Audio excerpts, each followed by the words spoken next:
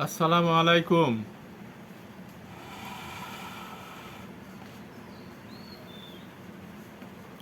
আমাদের আজকের আলোচনার বিষয় কোন পথে মুক্তি মিলবে। কোন পথে মুক্তি মিলবে? কেননা প্রত্যেকটা মানুষ যারা যে কোনো ধর্মে বিশ্বাস করে তারা প্রত্যেকেই মনে করে যে তারা স্বর্গে যাবে। বিশেষ করে তারা ধার্মিক ধর্মচর্চা করে, সে যে কোনো ধর্মের হোক, হিন্দু বলেন, বৌদ্ধ বলেন, খ্রিস্টান বলেন, ইহুদি বলেন, মুসলিম বলেন। প্রতিটা মানুষ সে আশা করে যে সে স্বর্গে যাবে। যারা ধর্মচর্চা করছে তাদের কথা বলছি আমি, যারা ধর্মচর্চার বাইরে তাদের কথা ভিন্ন। একজন হিন্দু ধার্মিক, একজন বৌদ্ধ ধার্মিক, একজন খ্রিস্টান, একজন ইহুদি, সে মনে করে যে সে স্বর্গে যাবে, আর স্বর্গে যাওয়ার জন্য তার এই চেষ্টা, তার এই কর্মপ্রচেষ্টা, সে যে সমস্ত কর্মগুলো করছে সেগুলো তাকে স্বর্গে নিয়ে যাবে। অর্থাৎ সে তার স্রষ্টাকে সন্তুষ্ট করছে এবং এই সন্তুষ্ট হয়ে স্রষ্টা তাকে স্বর্গে নিয়ে যাবে। এখন এই স্রষ্টাকে সন্তুষ্ট করার জন্য বিভিন্ন মানুষ বিভিন্ন উপায় অবলম্বন করতেছে। বিভিন্ন মানুষ বিভিন্ন উপায় অবলম্বন করতেছে। সেটা আমার এখানে আলোচ্য বিষয় না। আমার এখানে আলোচ্য বিষয় যে স্রষ্টাকে পাওয়ার জন্য, অর্থাৎ আল্লাহর সন্তুষ্টির জন্য ইসলামের নাম দিয়ে স্রষ্টা আল্লাহকে স্বীকার করে তার সন্তুষ্টির জন্য যে সকল মানুষ যে সকল কাজ করছে তাদের বিষয়টা। অর্থাৎ মুসলিম নামধারী মোহাম্মদ রাসূলুল্লাহর অনুসারী দাবিদার, মুসলিম নামধারী মোহাম্মদ রাসূলুল্লাহর অনুসারীর দাবিদার যত মানুষ আছে তাদের নিয়ে আমার আলোচনা। কেননা আসলে আমাদের কর্ম কি স্বর্গের উপযোগী হচ্ছে কিনা, জান্নাতের উপযোগী হচ্ছে কিনা, এই বিষয়গুলিকে স্পষ্ট হতে হবে। একজন মানুষ কষ্ট করে শীতের ভিতরে ফজরের সময় ওযু করতেছে, ফজরের সময় কষ্ট করে মসজিদে যাচ্ছে, সালাত আদায় করতেছে, এই তীব্র গরমে প্রচণ্ড খরতাপের ভিতরে সে সিয়াম সাধনা করতেছে, তার কষ্টার্জিত সম্পদ, সেই সম্পদ খরচ করে সে হজ করতেছে, এই সম্পদ খরচ করে সে জাকাত দিচ্ছে। তো এই যে এই মানুষটা যে কাজ করতেছে, যে বিশ্বাসের সাথে কাজ করতেছে, আবার সাথে সাথে এটাও বিশ্বাস করতেছে যে এগুলো হলো আমার ধর্মাচার, এগুলোর জায়গায় আমি ব্যবসা বাণিজ্য চাকরি দুনিয়াতে যে সমস্ত কাজ কারবার করতেছি সেগুলো আমার ইচ্ছা মতন, সেখানে আবার ধোঁকাবাজি করতেছে, ঠকবাজি করতেছে, মিথ্যা প্রতারণা করতেছে, ব্যবহারিক জীবনে মিথ্যা প্রতারণা করতেছে, নিজের জীবনটাতে মনে করতেছে এইটুক মিথ্যা, এটা বললে আর সমস্যা কি। অনেক বড় নামাজি, অনেক বড় পদ্মানশীল, অনেক বড় মানে তাহাজ্জুদ গুজার, কিন্তু মিথ্যার আশ্রয় নিচ্ছে। সে হর হামেশা মিথ্যার আশ্রয় নিচ্ছে, প্রয়োজন ছাড়া, প্রয়োজনের ছাড়াই মিথ্যার আশ্রয় নিচ্ছে। অর্থাৎ যেটা তার সত্যিকারের প্রয়োজন নাই সেই জিনিসগুলোতে সে মিথ্যার আশ্রয় নিচ্ছে। কিভাবে? সে ছেলের সে তার সন্তানের জন্ম সনদ করতেছে, জন্ম তারিখকে উল্টাপাল্টা করে দিচ্ছে, অথচ মুখে বড় দাঁড়িয়ে আছে, বড় ধার্মিক দেখা যায়, কিন্তু সে প্রতারণা করতেছে। এটাকে সে কোনো পাপ মনে করতেছে না। সে জন্ম সনদের তারিখটা নিজের ইচ্ছা মতন পরিবর্তন করে দিচ্ছে, এটাকে সে পাপ মনে করতেছে না। আবার সলাত আদায় করে দোকানে যায়, সেই মিথ্যা প্রতারণা, মানুষকে ঠকাচ্ছে, 2 নম্বরের জিনিস দিচ্ছে, ভেজাল জিনিস দিচ্ছে, এটাকে সে পাপ মনে করতেছে না, আবার সে সলাত আদায় করতেছে। আসলে আমাদের মুক্তি কোন পথে মিলবে, আমরা আসলে কি করলে মুক্তি পাব, এই জিনিসগুলো কোথার থেকে পাব? কেননা আমরা যার কাছে সাহায্যের জন্য যাব, যে আসলে আমাদের কোন পথে মুক্তি মিলবে, যার কাছ থেকে পরামর্শ চাবো, বলে যে সে নিজেই তো করাপ্টেড। আপনি যার কাছ থেকে সঠিক পথের দিশাটা চাইবেন, সে নিজেই তো সঠিক পথে নাই, তাহলে আপনাকে সঠিক পথ দেখাবে কিভাবে? এই জন্য আল্লাহ রব্বুল আলামিন, বিশ্বজগতের স্রষ্টা প্রতিপালক,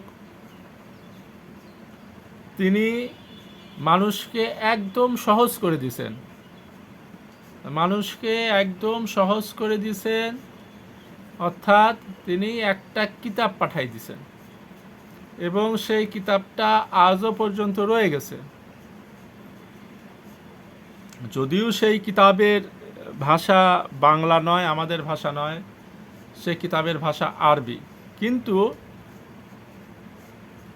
আমাদেরকে আল্লাহ রব্বুল আলামিন যে যুগের ভিতরে রেখেছেন, সে যুগে ভাষার ব্যবধান নাই। একজন অশিক্ষিত, একেবারেই লেখাপড়া জানে না, হয়তো 5 পাস করছে কিংবা 8 পাস করছে, সেই লোকটাও চাকরির সুবাদে সৌদি আরব যাচ্ছে এবং কয়েক মাসের ভিতরে, কয়েক দিনের ভিতরে সে আরবি ভাষাকে রপ্ত করে ফেলাচ্ছে। যদিও সেই আরবি এবং কোরআনের আরবি এক নয়, আমি উদাহরণ দেওয়ার জন্য বোঝালাম যে মানুষ চাইলে, চেষ্টা করলে অবশ্যই পারে। তো আমার ভিতরে যখন আগ্রহ থাকবে যে আমি সঠিক পথটা পাই, কেননা প্রত্যেকটা মানুষ মনে করতেছে তার পথটা সঠিক, আমি যে মানুষ, আমি মনে করতেছি আমি যে কাজটা করতেছি সেটাই সঠিক। এই জন্য এর উপরে সন্তুষ্ট না থেকে আসলে কষ্টি পাথরের কাছে নিজেকে যাচাই করা দরকার। কষ্টি পাথরটা কি? কষ্টি পাথর হচ্ছে আল্লাহর কিতাব আল কোরআন। আমি আমার প্রত্যেকটা কর্ম কোরআনের সাথে যাচাই করিনি, তাহলে বোঝা যাবে যে আমি কোন পথে আছি। কেননা আমরা বিশ্বাস করি যে জান্নাত আল্লাহর, আর জান্নাত দিবেনও আল্লাহ। তো এই জন্য আল্লাহর থেকে জান্নাতটা যদি আমরা পেতে চাই, তাহলে আল্লাহ যে রাস্তায় দেখাই দিয়েছেন সেই রাস্তায় যাইতে হবে। অর্থাৎ আল্লাহর কিতাবের কাছে যে দেখতে হবে যে আসলে কিতাব কোন রাস্তা দেখাইলো, কিতাব কি বলল, কিতাব কি বুঝালো, আর সেখানে আমার আকলটা, আমার বুদ্ধি বিবেক যেটা আল্লাহ দিয়েছেন সেটাকে কাজে লাগাতে হবে। সেটাকে যদি আমি কাজে না লাগাই, তাহলে মানে আমাকে মানুষ এবং জিন শয়তানরা আমাকে বিপদগামী করে দেবে। কেননা শয়তান হলো সেই যে অন্তরের ভিতরে অন্তরকে পাপে উদ্বুদ্ধ করে, সেই হলো শয়তান, সে মানুষের ভিতর থেকে হোক আর জিনের ভিতর থেকে হোক। তো এই শয়তানগুলো আমাকে বিভ্রান্ত করে দিবে, কারণ এটাই হলো তাদের সফলতা, এটাই হলো তাদের কাজ। শয়তানের কাজই হলো মানুষকে বিভ্রান্ত করা, জান্নাত থেকে দূরে সরাই দেওয়া। তো এই জন্য আমার কর্মটাকে আমি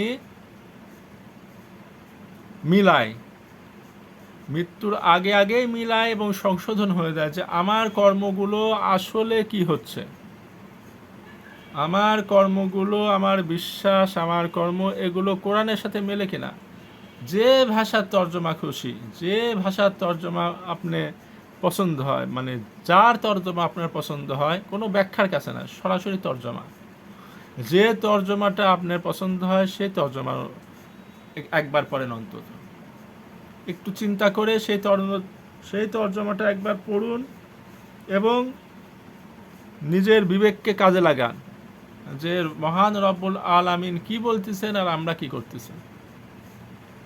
মহান রব্বুল আলামিন আল্লাহ রব্বুল আলামিন কোরআনকে বলে দিয়েছেন এটা বিস্তারিত, এটা ব্যাখ্যাকৃত, এবং আল্লাহ রব্বুল আলামিন আমাদের জীবন পরিচালনার জন্য অর্থাৎ আল্লাহ নৈকট্য অর্জনের জন্য এবং জান্নাত লাভের জন্য যা যা দরকার তা বিস্তারিত বলে দিয়েছেন এর ভিতরে। এখন অনেকে বলবে যে আল্লাহ রব্বুল আলামিন তো কোরআনে সব কিছু বিস্তারিত বলছেন। সব কিছু বিস্তারিত বলার অর্থ এই না যে একেবারে মানে আইনস্টাইনের সূত্র আল্লাহ রব্বুল আলামিন বলে দিয়েছেন, ব্যাপারটা তা না। ব্যাপারটা হলো যে আমাদের দিনের পথে চলার জন্য এবং শয়তানের মোকাবিলায় টিকে থাকার জন্য, জান্নাত পর্যন্ত পৌঁছার জন্য, আল্লাহ রব্বুল আলামিনের সাথে সাক্ষাৎ করার জন্য, আল্লাহ রব্বুল আলামিনের সন্তুষ্ট পাওয়ার জন্য যে যা যা দরকার তা বিস্তারিত আল্লাহ বলে দিয়েছেন। সুতরাং কোনো জিনিসকে পেঁচানো যাবে না। আল্লাহ সহজ করে দিয়েছেন, সহজ ভাষায় বলছেন, বিস্তারিত বলছেন, এই কথাগুলো আল্লাহই বলছেন। এই জন্যই আল্লাহর কিতাবকে সহজ করে সহজ ভাষায় বুঝতে হবে, সহজ করে নিতে হবে। যেমন যে সামনে কোরবানি ঈদ নামে একটা অনুষ্ঠান আসতেছে। এখন এই কোরবানির ঈদ এই বিষয়টা আল্লাহর কিতাব কোরআনে কিভাবে আছে, আদৌ আছে কিনা, থাকলে সেখানে কি বোঝানো হয়েছে, আর আমাদেরকে মানুষ কি বোঝাচ্ছে, কোথায় প্যাঁচ দিচ্ছে, কোথায় গরমিল পাকাচ্ছে, এই জিনিসগুলো জানতে হবে। আর এই যে যদি আমি কিছুই নাও বুঝি, আল্লাহর কিতাব ধরলাম যে আমি কিছুই বুঝি না, অনুবাদ দেখে কিছু একটা বুঝলাম যে হ্যাঁ অনুবাদে এই কথাটা বলছে কোরবানি করো, ফাসাল্লি লিরাব্বিকা ওয়ানহার, তোমার রবের জন্য নামাজ পড়ো, কোরবানি করো। আবার বলে দিচ্ছেন যে হাবিল কাবিলের আদম আলাইহিসসালামের দুই পুত্রের ঘটনা, তারা কোরবানি করছেন। আবার ইব্রাহিম আলাইহিসসালাম তার ছেলেকে জবাই করার জন্য নিয়ে গেলেন, সেখানেও কোরবানি অনুবাদ করতেছে। আচ্ছা ঠিক আছে, সব কিছু মেনে নিলাম যে আচ্ছা তুমি যেটা অনুবাদ করলা, তুমি যেটা বুঝালা সেটাই ঠিক, তর্কের খাতিরে মেনে নিলাম। যেহেতু আমি আরবি ভাষা জানি না, তুমি যেটা বলবে যে এর মানে এই, আমি বলবো যে হ্যাঁ তাই। তুমি যদি কও যে ম্যাঙ্গো মানে কাঁঠাল, আমি বলবো যে ম্যাঙ্গো মানে কাঁঠালি, ঠিক আছে তুমি যেটা কইছো তাই। এর জন্য তুমি যে জিনিসটা বললা সেই জিনিসটাই আমি মেনে নিলাম যে হ্যাঁ কোরবানির কথা আল্লাহ বলছেন, হ্যাঁ কোরবানি দেওয়া লাগবে। তো এখন তুমি যে নিয়মটা বানাইলা কিংবা যে নিয়মটা আমাকে বোঝাচ্ছ, তুমি যে নিয়মটা বোঝাচ্ছ এই নিয়মটা কোরআনে কোথায় আছে? যে জিলহজ মাসের 10 তারিখে হে যারা বিশ্বাস করেছ, তোমরা আদমের ছেলের মতন কিংবা ইব্রাহিমের মতন কিংবা তোমরা এইভাবে কোরবানি করো, এই কথাটা আল্লাহ কোথায় বলছেন যে তোমরা কোরবানি করো? যেমন আল্লাহ বলছেন যে হে যারা বিশ্বাস করছো, তোমাদের উপর সিয়ামকে ফরজ করে দেওয়া, তোমাদের উপর সিয়ামকে লিপিবদ্ধ করে দেওয়া হয়েছে। তার মানে বোঝা গেল যে হ্যাঁ সিয়াম নামে একটা কিছু আছে, সেটা করতে হবে।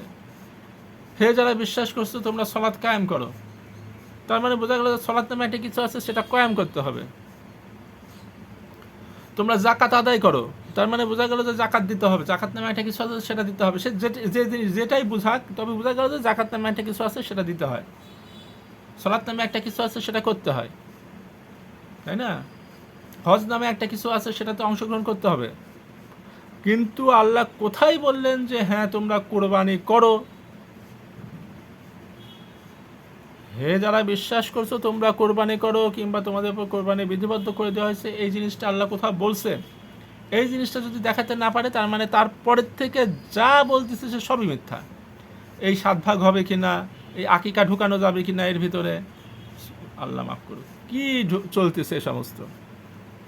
তারপরে এই ঋণ থাকলে হবে কিনা, ঋণ করে দেওয়া যাবে কিনা, এটা ওয়াজিব না ফরজ না কি হয়ে গেল, মানে কত মাসলা মাসাইলের শেষ নাই। মানে যেখানে আল্লাহর কিতাব নাই সেখানে শয়তান আছে, যেখানে আল্লাহর কিতাব নাই সেখানে শয়তান আছে। আর এগুলো হলো শয়তানের কারসাজি, বিভিন্ন মাসলা মাসাইল দিয়ে যে জিনিসের কোনো ভিত্তি নাই সে জিনিসের ভিতরে মাসলা মাসাইল ঢুকে বিধান তৈরি করা, এটা আল্লাহকে রাগান্বিত করার কারণ আর মানুষের জাহান্নামে যাওয়ার জন্য কারণ। তো এই জন্য যে জিনিসে আল্লাহ কোনো নিয়ম কানুন দেন নাই সেই জিনিসের ভিতরে নিয়ম খুঁজতে দেওয়া যাবে না। যে জিনিসে আল্লাহ কোনো নিয়ম বাতলায় দেন নাই সেই জিনিসের নিয়ম খুঁজতে যাওয়া যাবে না অন্য কোথার থেকে। যদি কোরআনে কোনো নিয়ম বলা থাকে, ওকে বাস, এছাড়া অন্য কেউ নিয়ম বানাবে, সেখানে কোনো মাসলা দিবে এবং বলবে যে এটা না করলে হবেই না, এই জাতীয় কিছু করা যাবে না।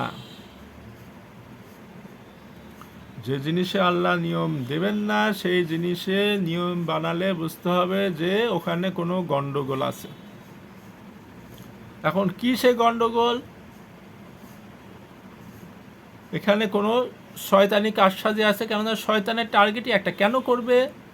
মানুষকে গোমরা করবে, সে মানুষকে আল্লাহর পথ থেকে, সরল পথ থেকে সরাই দিবে, যে কোনো উসিলায় যে কোনোভাবে সরাই দিবে। এতে তার লাভ কি? তার শান্তি, যে হ্যাঁ, তাকে আমি জান্নাত থেকে, আল্লাহ সরল পথে থেকে, অর্থাৎ আমি যে ওয়াদা করছিলাম যে তোমার সিরাতে মুস্তাকিমের উপর বসে থাকবে, তাদেরকে তুমি কৃতজ্ঞ পাবে না, বাস এটাই আমার সফলতা, এতটুকুই। আর এর জন্য সে তার এজেন্টদের কাজে লাগায় দেয়। এই জন্য আল্লাহ আমাদেরকে তৌফিক দান করেন যাতে আমরা আল্লাহর কিতাবের সাথে লেগে থাকি এবং আল্লাহর কিতাবকে মেনে চলি। প্রচলিত কোরবানির ভিতরে যত রকমের কিছু ঢুকানো হয়েছে, সমস্ত কিছু হলো একটা মানে একটা নির্বুদ্ধি সম্পন্ন ব্যক্তি, অর্থাৎ যারা তাদের বিবেক বুদ্ধিকে কাটায় না, সেই সমস্ত কিছু মানুষ তাদেরকে তৈরি করা এবং এর মাধ্যমে এক শ্রেণীর মানুষের কিছু দুনিয়ার স্বার্থ হাসিল করা, দুনিয়ার স্বার্থ হাসিল করা। আল্লাহ রাব্বুল আলামিন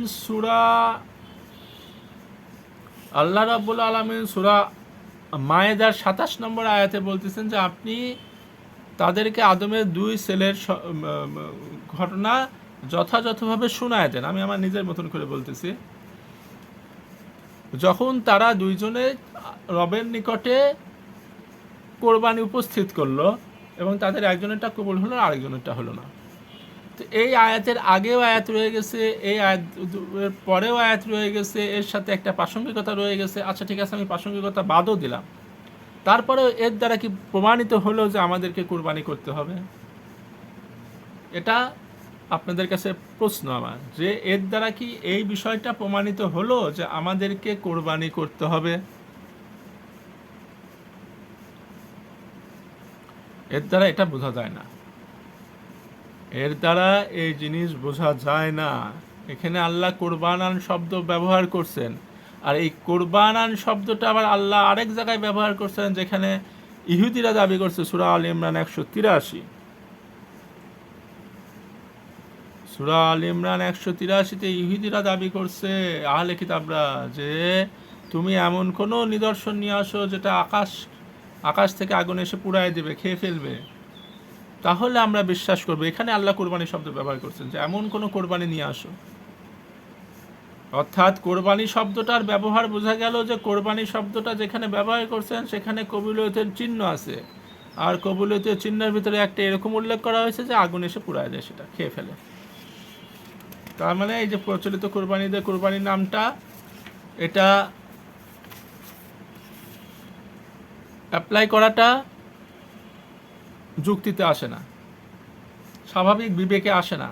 কেননা বিবেক বলে যে জিনিসটা উৎসর্গ করা হয়েছে সেটা উৎসর্গ করা হয়েছে, সেখানে আমার কোনো অধিকার নেই।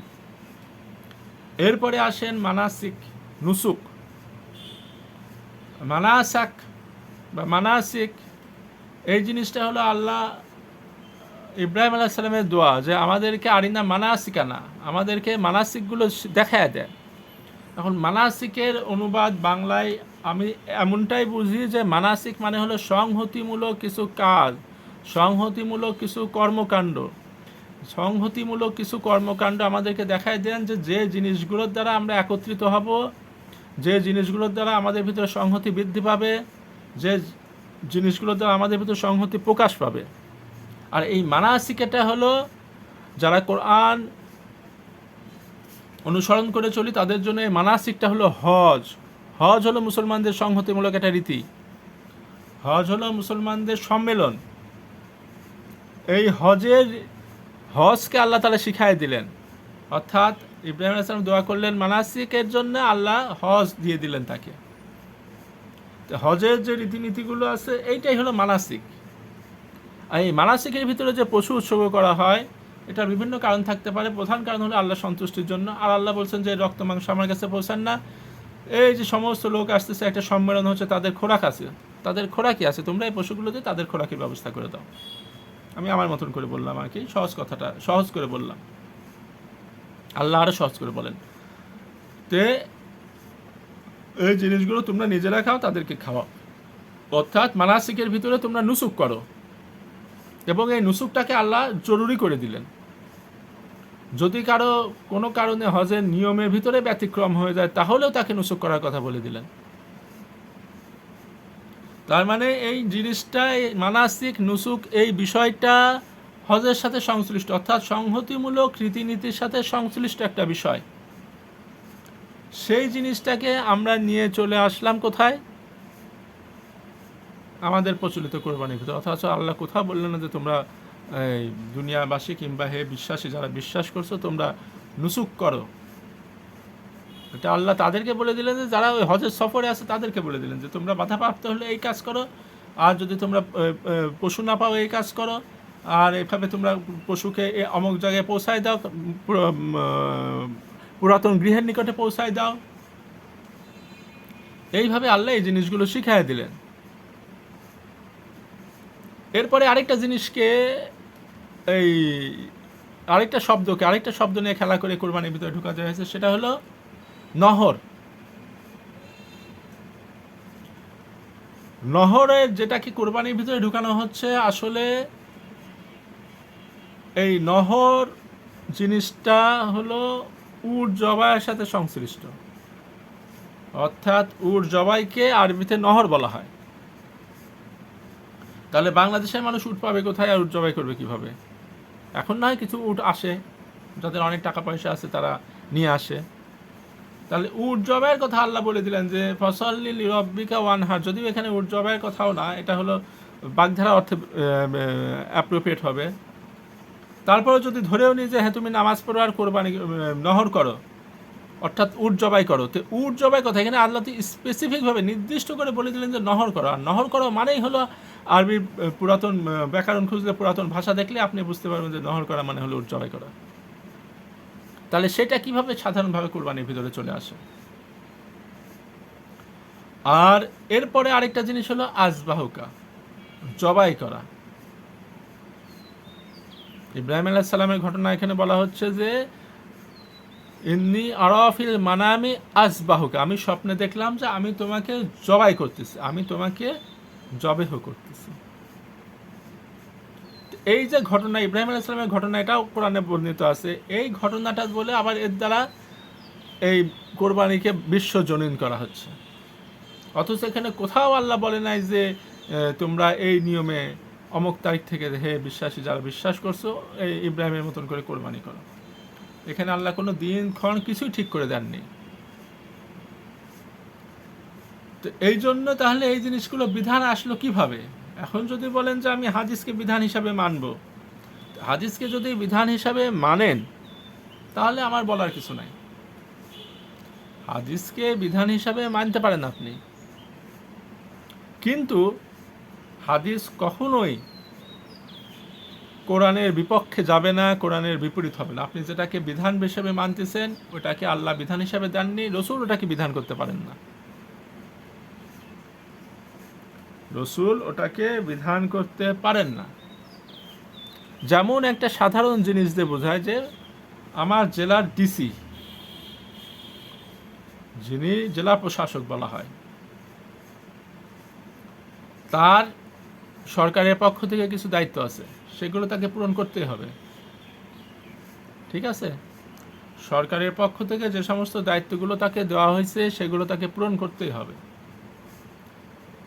কিন্তু এর মাঝে আপনি একটা কিছু উদ্বোধন করার জন্য ডিসিকে ডেকে নিয়ে গেলেন এবং ডিসি ওই জিনিসটা উদ্বোধন করলো, এর মানে এই না যে প্রত্যেকটা ডিসি আসবে আর ওই জিনিসটাকে ওইভাবে উদ্বোধন করে ধুয়ে যাবে, কিংবা উদ্বোধন করা ডিসির দায়িত্বের মধ্যে পড়বে কোনো কিছু, তা না। এটা হলো ডিসিকে তারা আহ্বান জানাইছেন, ডিসি সাড়া দিয়েছেন, উদ্বোধন করে ওটা ওই কাজটা করে দিয়ে আসছেন, কিংবা ওই জিনিসটা উদ্বোধন করছেন, কিংবা অমুক অনুষ্ঠানে যোগদান করছেন, যেটার সাথে রাষ্ট্রীয় কোনো অনুষ্ঠানের কোনো সম্পর্ক নাই, সরকারি নির্দেশনার কোনো সম্পর্ক নাই এমন কোনো অনুষ্ঠানে ডিসি যোগদান করছেন, এর মানে এই না যে প্রত্যেক বছর ডিসি করে অনুষ্ঠানে যোগদান করতেই হবে। এই জন্য আল্লাহ রসুল কোনো কাজকে করছেন, কিন্তু সেই কাজের নির্দেশ কোরআনে পাওয়া যাচ্ছে না, নির্দেশনা কোরআনে পাওয়া যাচ্ছে না, এর মানে এই না যে ওই কাজটা বিধান হয়ে গেছে। আপনার যদি মন চায় আপনি করেন ওই কাজ, কিন্তু এটাকে বিধান বানানোর এখতিয়ার দিল কে? ওর ভিতরে নিয়ম ঢুকানোর এখতিয়ার দিল কে? হ্যাঁ, বলেন যে মুসলমানদের মানাসিকের জন্য, মুসলমানদের সংহতির জন্য দরকার আছে। হ্যাঁ, সলাৎ, জুমার সালাত, এইগুলো সব মুসলমানদের সংহতিমূলক কাজ, এগুলো কোরআনে নাই, বিস্তারিত বলা নাই, কিন্তু সমাজে চলে আসতেছে সংহতিমূলক কাজ হিসাবে আমাদের করতে হবে। সেরকম কেউ যদি পশু জবাই করতে চায় অবশ্যই করবে, আল্লাহ রসুলের সংহতিমূলক কাজ হিসাবে আল্লাহ রসুলের এরকম করছেন, এই জন্য আমারও মনে চাইলে আমি করলাম। কিন্তু আপনি কেন বললেন যে এটা ওয়াজিব, ঋণ করে হলেও করতে হবে, এটা এইভাবে করা লাগবে, এইভাবে এই নিয়মগুলো বানান কেন? এই নিয়মগুলো বানান কেন? একজন ডিসির দায়িত্ব, সে সরকারি দায়িত্ব পালন করবে, কোনো অনুষ্ঠানে প্রধান অতিথি হওয়া কিংবা উদ্বোধন করা এটা তার দায়িত্বের ভিতরে পড়ে না। কিন্তু ডিসিকে যদি কেউ আহ্বান করে আর ডিসি যদি সে আহ্বানে সাড়া দেয়, দিতে পারে। আর এরপরে একজন ডিসি আসলো, তাকে আপনি দাওয়াত দিলেন, সে বললো যে না আমি এই অনুষ্ঠানে শরীক হব না, অংশগ্রহণ করবো না, উদ্বোধন করবো না, তাহলে তো আপনি এর জন্য তার বিরুদ্ধে মামলা করতে পারবেন না, কারণ এটা তার রাষ্ট্রীয় দায়িত্বের মধ্যে পড়তেছে না। আল্লাহ রসুল মোহাম্মদ রাসূলুল্লাহ কোনো কাজ করছেন, কিন্তু সেটাকে আল্লাহ বিধান হিসাবে দেন। এখন আপনি করতে চাইলে করেন, কিন্তু সেটাকে বিধান হিসাবে চাপাচ্ছেন কি জন্য? সেটাকে বিধান হিসাবে চাপারই তো অসুবিধা। হ্যাঁ, সমাজের ভিতরে একটা পরিবারের ভিতরে আছে, নির্দিষ্ট দিনে আপনারা পশু জবাই করে সংহতিমূলকভাবে সবাই একত্রিত হলেন, আনন্দ করলেন, হয়ে গেল। এর জন্য ধর্মের বিধানগুলোকে জটিল না করা, আল্লাহর বিধানগুলোকে আল্লাহর বিধানের জায়গায় রাখেন, আর রসুল যেগুলোকে করে গেছেন সেগুলোকে যদি করতে চান সেগুলোকে ধর্মের বিধানের বাইরে স্থান দিয়ে করতে হবে, মুসলমানদের সংহতিমূলক অবস্থানে রেখে করতে হবে, সেগুলোর ভিতরে নিয়ম বানানো যাবে না। সলাৎ আপনি জামাতে পড়বেন, অবশ্যই আপনাকে একটা নিয়ম ফলো করতে হবে সংহতিমূলক রীতি হিসাবে, না হলে জামাত টিকবে না। কিন্তু আপনি যখন একা একা সলাৎ পড়বেন তখন আপনি কেন অত টেনশন করবেন, যেখানে আল্লাহর নিয়ম, নিজে কোনো নিয়ম বাতলান নাই। তো এই জন্য আল্লাহ আমাদেরকে তার কিতাব থেকে সঠিক বস্তুকে নিয়ে সেইভাবে আমাদেরকে পরিচালিত হওয়ার জন্য কবুল করেন। আল্লাহ আমাদেরকে মাফ করেন। আসসালামু আলাইকুম।